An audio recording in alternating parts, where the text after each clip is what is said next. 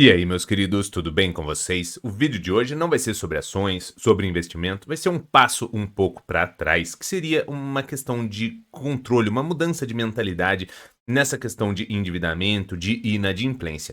O ano está começando, muitas pessoas acabam fazendo projetos, vou emagrecer, vou cuidar melhor das minhas finanças, vou sair das dívidas. Então, no vídeo de hoje a gente vai focar nessa parte, porque aqui no Brasil, infelizmente, grande parte da população tem uma alavancagem, um endividamento elevado e grande parte dessa população está inadimplente. Isso pode significar que as pessoas não tenham conhecimento financeiro? Pode. Isso também pode significar que elas às vezes tiveram esse conhecimento financeiro, porém tiveram alguma urgência extrema, questão hospitalar, alguma questão ali que não teria como ser resolvida de outra forma? Também pode. Existe essa parcela de pessoas que acabam entrando nesse problema, mesmo tendo essa questão de consciência financeira. E ela só precisava resolver essa situação e, infelizmente, acabou ficando nessa questão de inadimplência.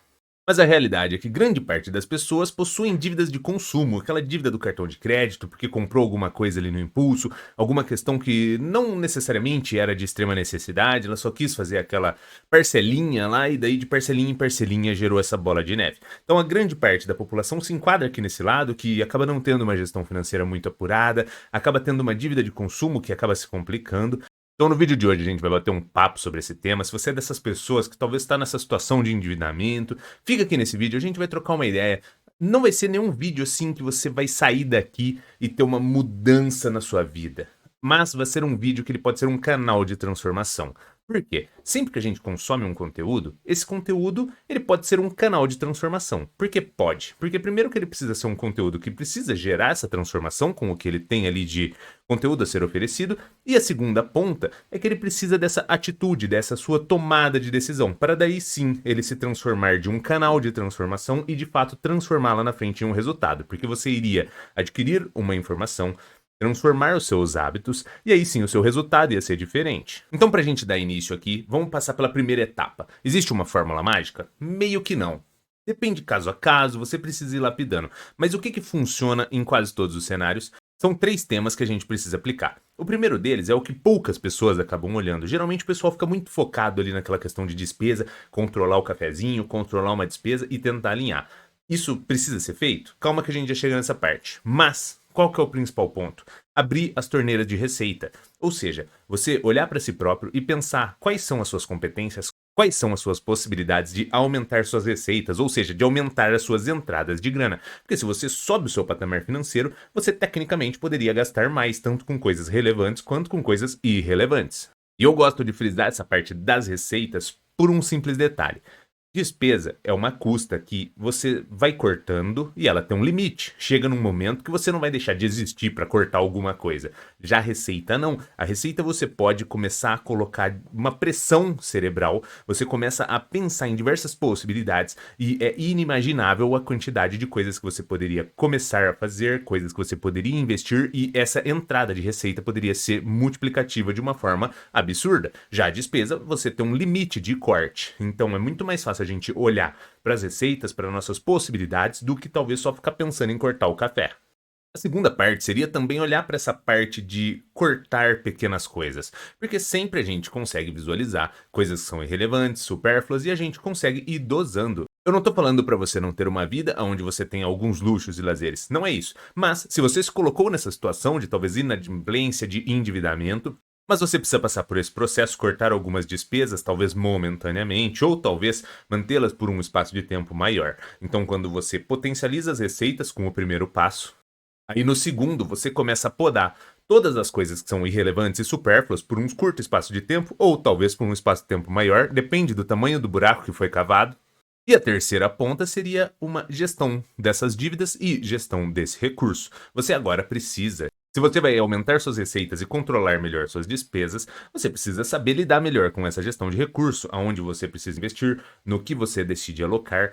E a outra ponta seria uma gestão de dívida. Se você está endividado e talvez inadimplente, você precisa organizar as suas dívidas, entender quais têm os juros maiores, entender quais são os espaços de tempos maiores, as parcelas são maiores ou menores, e organizá-las para que você consiga encaixar ela no seu fluxo de caixa entre entradas e saídas e ir pagando elas aos poucos.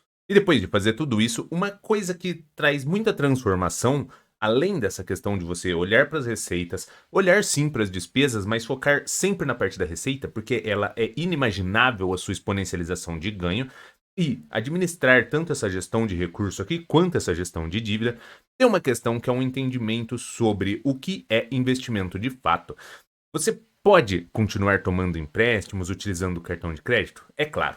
Começando pelo cartão de crédito. É uma ótima ferramenta, porque ele é um empréstimo sem juros. Isso se você pagar o valor da fatura por completo na data.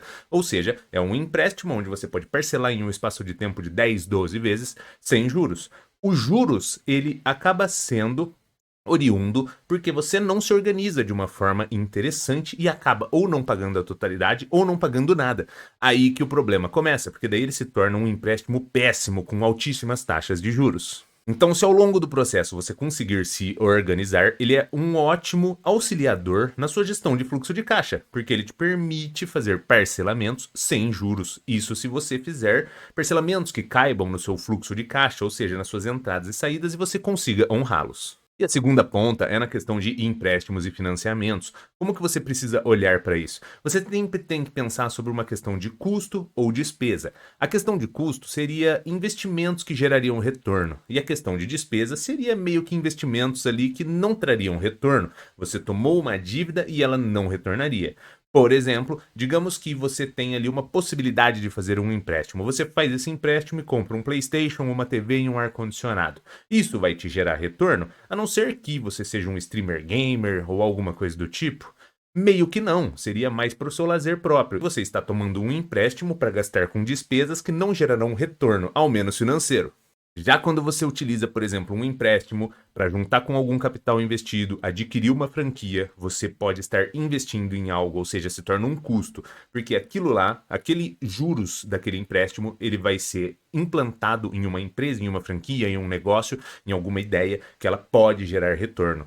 E essas dívidas de alavancagem, que elas podem exponencializar as receitas, elas são sempre bem-vindas. É claro que o simples fato de ser uma dívida para jogar em um canal com possibilidade de geração de recursos, não necessariamente ele vai ser bom. Você precisa fazer aquela gestão estratégica, ver se vai fazer sentido a alocação daquele empréstimo ou daquele recurso que você vai conseguir em uma empresa, em uma franquia, em um negócio, porque elas podem dar problemas. Mas só de você já estar direcionando o seu recurso para algo que vai gerar caixa e retornar capital, isso já poderia ser tido como um empréstimo positivo quando você fez o dever de casa. E a dica extra que acaba entrando aqui é o seguinte: muitas pessoas ficam assim, mas como é que eu resolvo minha situação? Bom, eu acredito que quando eu falo para você olhar para as receitas, porque elas são inimagináveis, controlar um pouco ali as despesas, mas nem tanto, porque senão você deixa de viver e não tem como podá-las tanto.